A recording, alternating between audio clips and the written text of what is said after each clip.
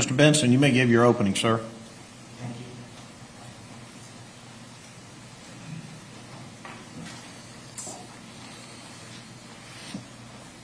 We're jumping straight into the defense's version of events, and right away, notice the storytelling. The attorney isn't just listing facts, he's painting a scene for the jury. But here's the real question. Is this an accurate reconstruction, or a carefully crafted narrative meant to support a self-defense claim? Let me know what your first impression is.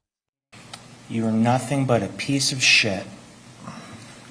Rosa slams her hand down on the dresser and looks at the gun. Oh my God, she's going to kill me. Tim inches closer to the door, hoping he can escape. Please take your stuff and just leave, said Tim. Fuck off. Rosa rushes Tim and starts hitting him, kicking him in the knees. Tim bends over. Rosa starts punching him with her fist on the back.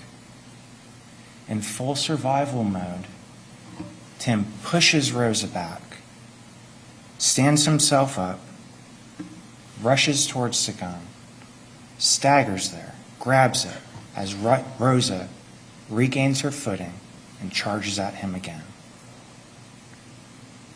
Tim quickly fires in Rosa's direction. 14 years ago, Tim met Rosa while they both worked at Walmart. They quickly started dating, and soon they married. Initially, they lived in an apartment together on 9th Avenue, and then they purchased a home together on Hillcrest Avenue. Tim and Rosa both had children from previous marriages. They became a blended family. They adopted a dog, Cody. They had many shared interests. They both loved NASCAR. They went to races together. They liked to go to the movies.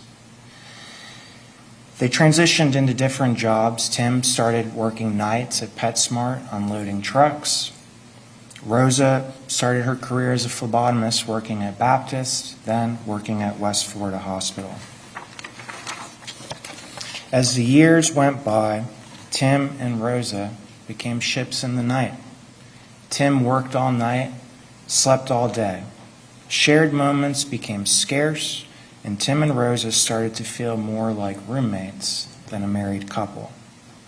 They distanced from each other emotionally and physically. They were sad. They wanted to regain their footing and get back to who they once were when they first started dating. A couple of months before this, Rosa was placed on leave at work. Tim transitioned from full-time to part-time at PetSmart. There was talk of therapy. Unfortunately, it never happened. 2 weeks before this, Rosa left. She took some of her belongings and went to live with her father. As you will see in many, many text messages, Tim and Rosa struggled during this period. It's clear they both still loved each other, but their marriage was broken. Tim begged Rosa to come back, to talk to him, to try to work it out. Both of them struggled to navigate living apart. Rosa came to the house a couple of times to talk, to gather some of her belongings, but the relationship could not be fixed with just a couple of conversations. Rosa continued to remove her personal belongings from the home. Tim started wondering if she would ever come back and how he would continue to pay for the house. They were already behind on mortgage payments. On July 22nd, 2024, Tim and Rosa exchanged text messages and phone calls about some items that Rosa wanted to pick up from the home. A bowl that belonged to her mother, a photo album.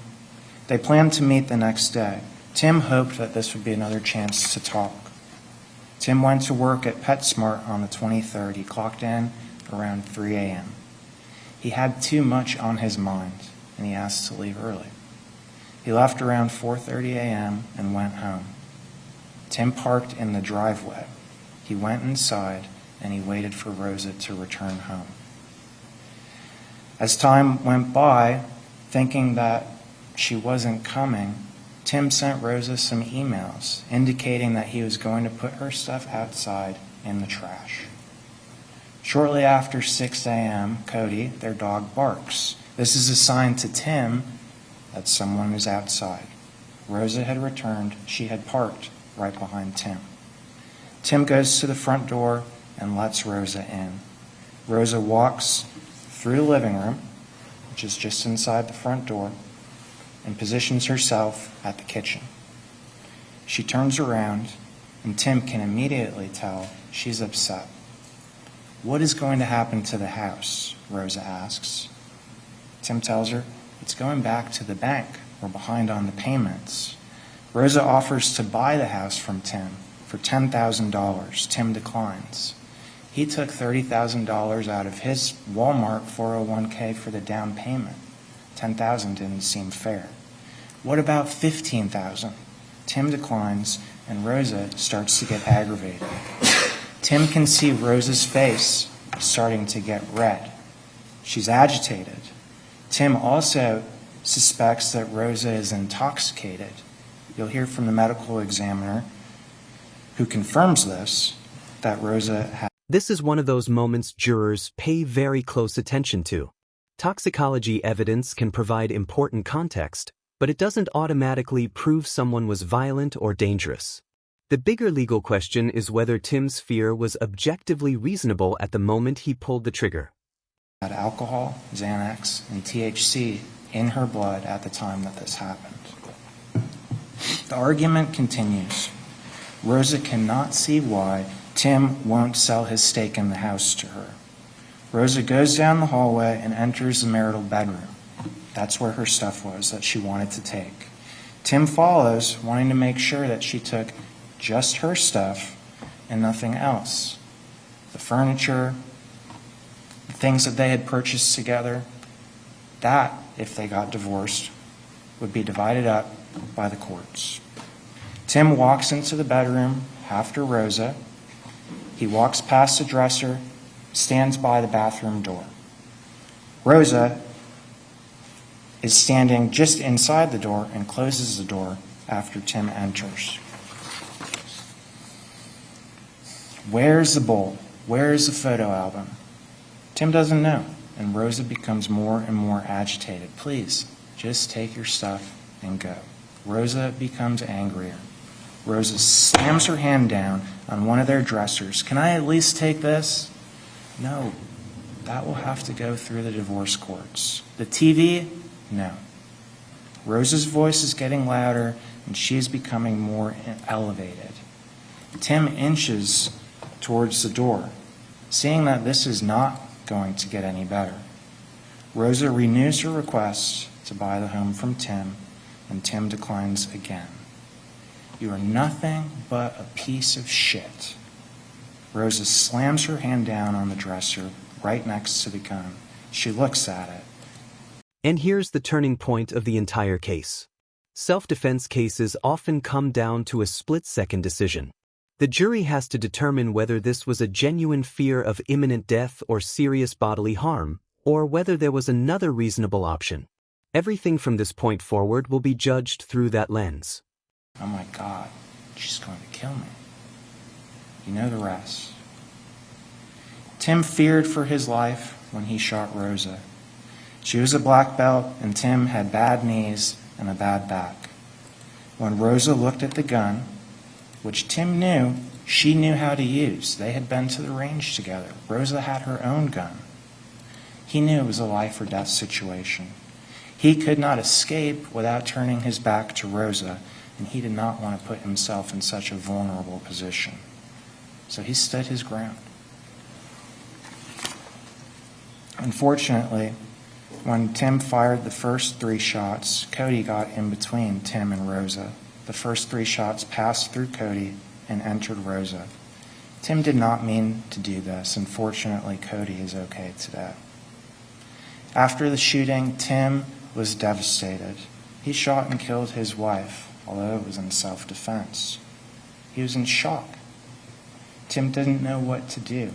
He had never been in a situation like this before, and he started to make some bad decisions. Tim moves Rosa's car to a nearby ballpark. This is where the defense's argument starts getting much more complicated. Even if someone acts in lawful self-defense, what they do afterward can dramatically affect how a jury views their credibility. Cleaning up, moving evidence, or delaying a 911 call can raise difficult questions that prosecutors are quick to emphasize. He's trying to buy himself some time to figure out what to do. Tim starts to mop up the floor, but he doesn't get very far, and he stops. Later, Tim sees Rosa's sister is trying to reach her. He sends her some messages from Rosa's account, making it seem like Rosa is at the beach. Tim has no one else to turn to, so he reaches out to his sister, Dolores, who lived in Milton. They exchange text messages for hours before Tim drives his car to her apartment in Milton. You undoubtedly will get to see all of these messages. They're bizarre. They really are. But after you read them a few times, you'll start to see that Tim really did believe that he was defending himself, that Tim clearly does not understand the law, and you'll get to see that the sister he turned to has some mental health issues. Before leaving for Milton, Tim pulled his car into the backyard to load some of his belongings into the vehicle. He drove to Milton, where the police found him at his sister's apartment. The police quickly made up their minds about what happened. One of them even cursed Tim out, calling him a piece of shit. They searched Tim and Rose's home, they searched the cars, they searched the apartment, they missed some crucial evidence, 2 detectives, a crime scene tech. Now that's a surprising claim. If investigators truly overlooked key evidence during the initial search, the defense may argue the investigation was incomplete or rushed. But remember, a flawed investigation doesn't automatically mean the defendant is innocent. It simply becomes another issue the jury has to weigh. Search Tim's car, they can't find his gun. I find it right under the front seat a few months later. You'll hear more about that. What happened here was a tragedy, but Rosa left Tim with no other choice.